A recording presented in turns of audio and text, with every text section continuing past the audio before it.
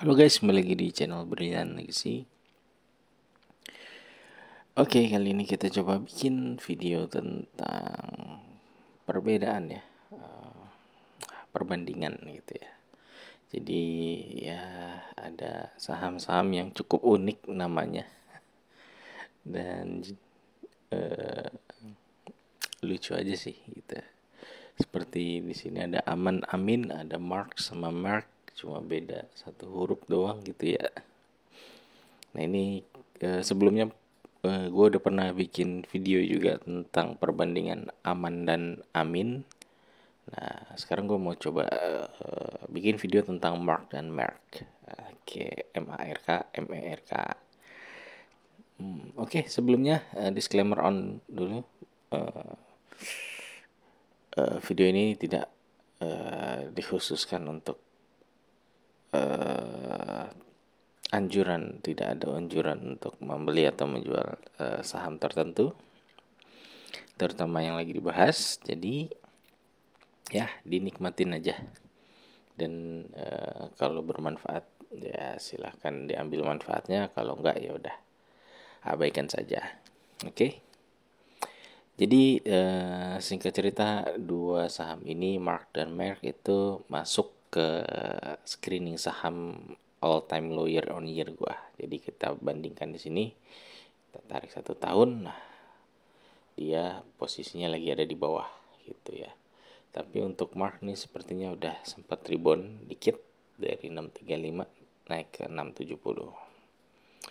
Lalu untuk Merck coba kita lihat 1 tahun terakhir. Nah sekarang dia posisi sedang ada di all time low year on year-nya. Oke, itu tadi perbandingan singkatnya, dan kita coba pakai apa namanya fitur perbandingan. Nah, kita tambahin sini Merck.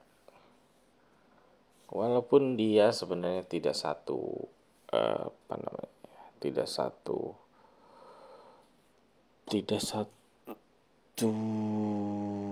industri, tidak satu sektor.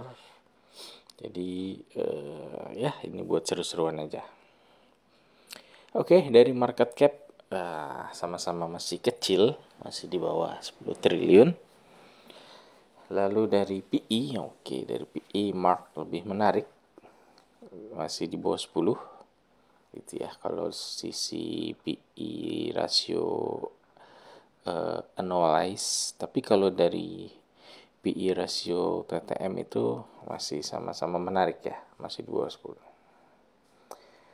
Lalu dari PBV, oke, di sini nggak ada yang di bawah 1, tapi di sini si Merck lebih menarik ya, karena PBV-nya lebih kecil di angka 1,65. Ini dia. Selanjutnya kita kemana lagi ya? Oke,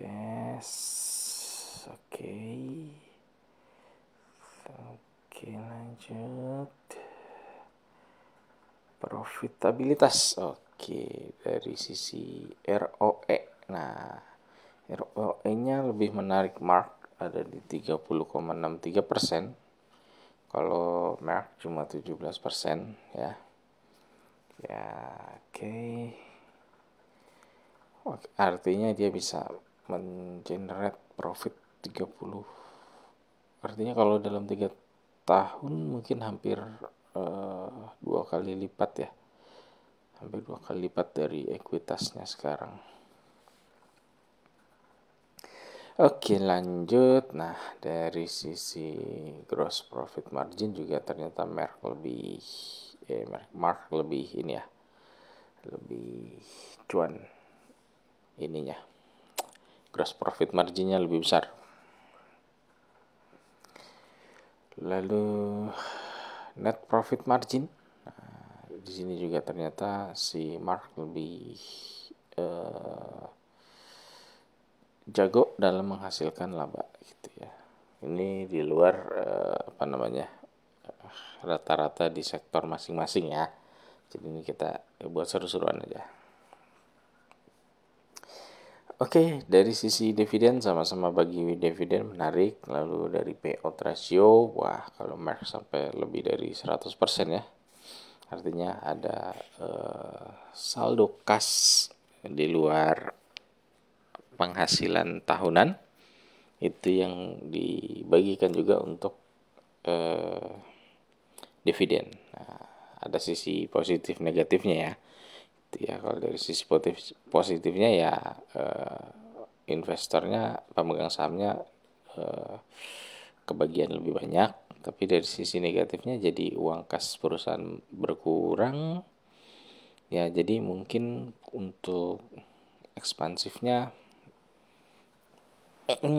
jadi ya kita nggak tahu juga di Merck itu dia apa, di sektor apa, apakah memang sudah mature, artinya sudah tidak ada ruang pertumbuhan, jadi ya saldo labanya buat apa lagi, ya udah buat dibagiin aja gitu.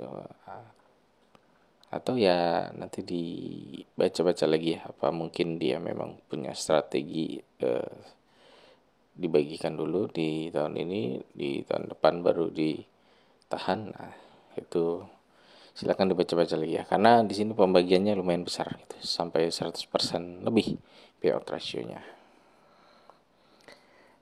Oke, nah namun dari payout ratio lebih besar Merck, tapi dari yield-nya ternyata lebih besar si siapa namanya, si Mark gitu ya, sampai 10%. Nah untuk ex-date keduanya sudah lewat ya, artinya untuk pembagian dividen di tahun 2025 kalian sudah melewatkannya, karena sudah lewat tanggal 25 juga ya gitu. Jadi ya mungkin kalau kalian punya proyeksi ke depannya kedua saham ini akan seperti apa, apakah akan membagikan dividen lebih besar lagi, nah itu kalian cari tahu sendiri lagi. Next yang revenue-nya mirip-mirip ya, di 200 miliaran. Nah cuman tadi ya dari generate profitnya lebih oke Mark. Net income-nya jadi lebih banyak Mark juga.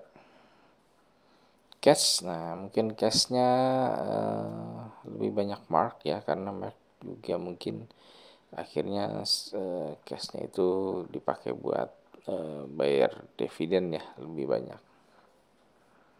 Total aset, oke, nggak beda jauh. Hutang, oke, lebih banyak si ini ya, si Merck. Tapi dari hutang berbunganya si Merck malah nggak ada ya. Jadi si Mark itu ada total hutang berbunga itu sampai 20 miliar. Tapi kalau si Mark ini nggak ada. Oke, ekuitas juga beda-beda tipis. Cash from operation ya lebih menarik Mark ya tadi. Oke. Free cash flow, nah free cash flow lebih banyak Mark ya. Mungkin karena tadi di Merck sudah dibagikan juga ya untuk dividen. Year on year growth revenue dua-duanya menurun ya, baik dari quarter dan year to date, dan revenue annual itu bertumbuh ya, artinya kalau di setahun kan ada potensi terjadi pertumbuhan gitu. Tapi kalau masih pakai data di kuartal pertama masih kurang oke lah ya. Mungkin next kalau muncul laporan keuangan kuartal kedua, nah itu mungkin ya masih lebih oke lah gitu ya, untuk pakai data yang di setahunkan gitu. Oke, next EPS quarter ya menurun semua, EPS annual. Nah, price performance 1 minggu terakhir si Mark lebih dalam turunnya, tapi dari 1 bulan terakhir si Merck lebih dalam, 3 bulan terakhir si Mark juga lebih dalam, 6 bulan terakhir, 1 tahun terakhir, 3 tahun terakhir. Oke, seperti Mark lebih dalam ya turunnya. Oke, itu aja mungkin perbandingannya. Semoga bermanfaat. Nanti kalian baca lagi. Kalau si Mark ini dia profilnya itu adalah pembuatan sarutan karet. Nah, kalau si Mark itu apa ya? Mark. Oke, si Mark itu profilnya. Oke, dia farmasi ya. Dia produksi obat-obatan Neurobion, Sangobion gitu ya. Oke, mungkin itu aja. Semoga bermanfaat. Thank you.